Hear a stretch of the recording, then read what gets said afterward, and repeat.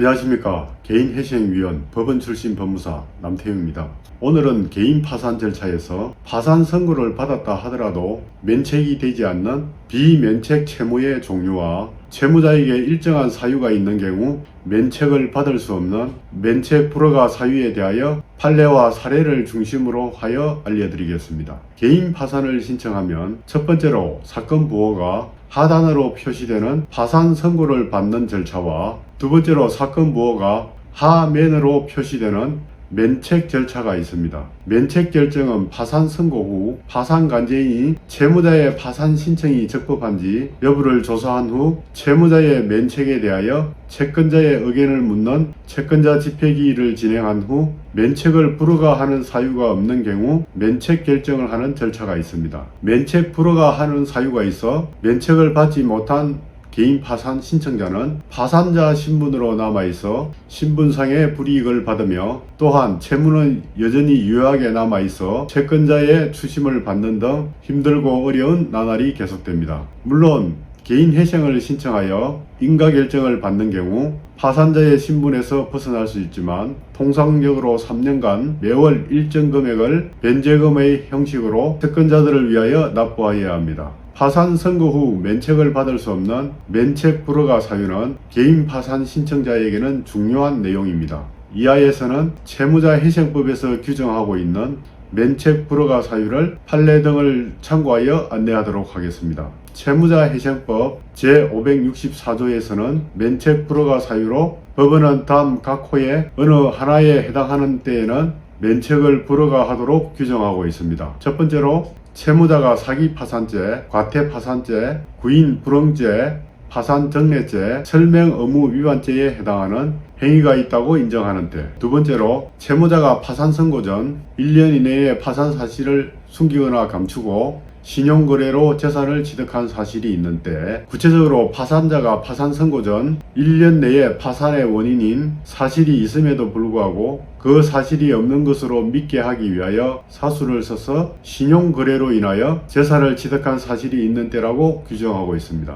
위 요건에 해당하기 위해서는 재산 취득 행위가 파산 선고 전 1년 이내에 있어야 하고 파산 원인이 있음에도 불구하고 그 사실이 없는 것으로 믿게 하기 위하여 사수를 썼어야 하며 신용거래로 인하여 재산을 취득하여야 합니다. 세 번째로 허위의 채권자 목록, 그 밖의 신청 서류를 제출 또는 재산 상태에 관한 허위의 진술을 한 때 판례는 파산자가 자신 소유의 명의로 토지대장에 등재된 부동산이 있음에도 법원에 대하여는 아무런 재산이 없다고 진술함으로써 파산 절차 비용도 지불할 수 없는 것으로 인정되어 파산 폐지 결정을 받은 것이 분명하다면 채무자회생법 소정의 면책 불허가 사유인 법원에 대하여 그 재산 상태에 관하여 허위의 진술을 한 것에 해당한다고 보았습니다. 네 번째로 파산 절차에 따른 면책을 받은 경우 확정일로부터 7년, 개인회생 절차에 따라 면책을 받은 경우 확정일로부터 5년이 경과하지 아니한 때, 다섯 번째로 채무자가 이 법에 정한 보증명령, 연합금 납부 의무를 위반한 때, 여섯 번째로 채무자가 과다한 낭비, 도박, 그 밖에 사행 행위를 하여 현저히 재산을 감소시키거나 과대한 채무를 부담한 사실이 있는 때, 위에 해당하는 면책 불허가 사유에 해당하는 사례를 살펴보면 은행 대출을 받고 신용카드 발급을 받아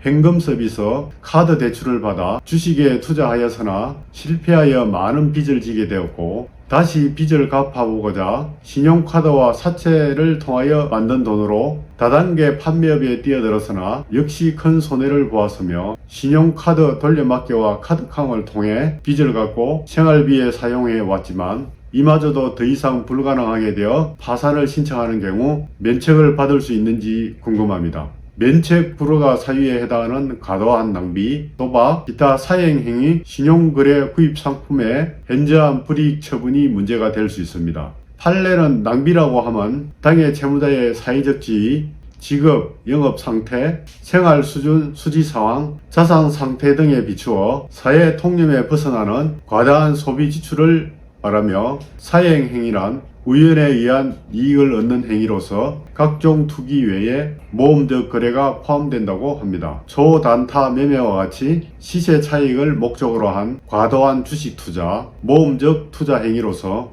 과도한 다단계 판매, 매출 행위 등이 있는 경우 이로 인하여 현저히 재산을 감소시키거나 과도한 채무를 부담하였다면 면책 불허가 사유에 해당할 수 있습니다. 또한 물품 거래를 가정하여 신용카드로 물품 대금을 결제하고 거래처로부터 해당 매출금에서 수수료를 공제한 현금을 받는 행위 또는 신용카드에 의해 구입한 물품을 즉시 매각하여 현금으로 유통하는 행위 카드깡은 면책 불허가 사유에 해당할 수 있습니다. 그러나 위와 같이 면책 불허가 사유에 해당하는 경우라도 파산에 이르게 된 경위 그 밖의 사정을 고려하여 상당하다고 인정되는 경우 면책을 허가할 수 있습니다. 주식 투자의 방법, 시기, 거래 규모, 채무 변제 노력과 물품 거래로 가정한 금액의 다과, 횟수, 융통 거문을 기존 채무의 변제나 생활비에 사용했는지 여부에 감안하여 재량적으로 면책이 결정될 수도 있습니다. 개인 파산 절차에서 한 가지 더 중요한 내용으로 면책에서 제외되는 채무,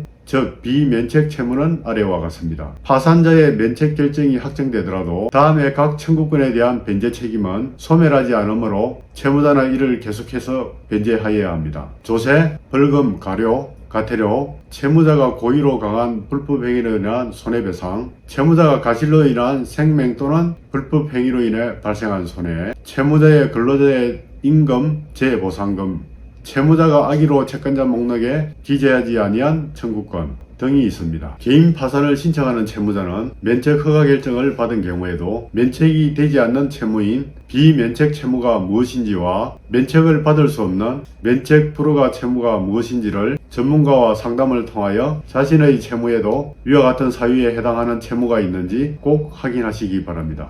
위 내용이 조금이라도 도움이 되셨다면 구독과 좋아요 부탁드립니다. 감사합니다.